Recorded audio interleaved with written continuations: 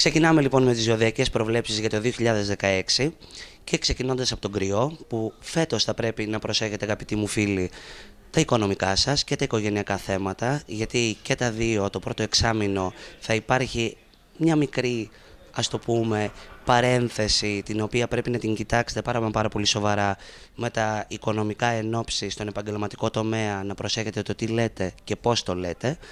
Και σε οικογενειακό πλάνο θα πρέπει να είστε λίγο πιο κατανοητικοί με την οικογένειά σας. Φέτος το 2016 θα είναι πάρα πολύ δυνατό για εσάς, αρκεί να κάνετε λίγο υπομονή. Περνάμε λοιπόν στο σταθερό Ταύρο, που η χρονιά της δημιουργίας, μια χρονιά πάρα πολύ καλή, δυνατή, με το οικονομικό να ανεβαίνει σταδιακά, ειδικά το πρώτο εξάμηνο του νέου έτους, θα πρέπει λίγο όταν έχετε βάλει ένα πλάνο να το τελειοποιείτε.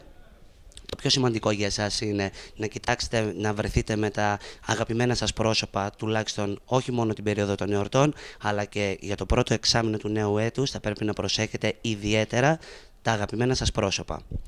Περνάμε στους διδύμους, που οι δίδυμοι φέτος θα μας κάνουν το μεγάλο μπαμ, να πούμε, πιο όμορφα και πιο γλυκά.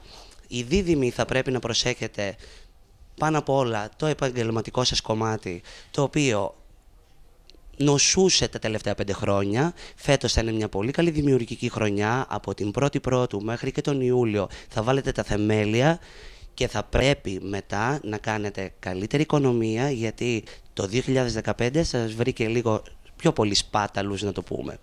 Περνάμε στους καρκίνους, που οι καρκίνοι φέτος θα προσπαθήσετε να βρεθείτε κοντά στο στόχο σας πάρα πολύ.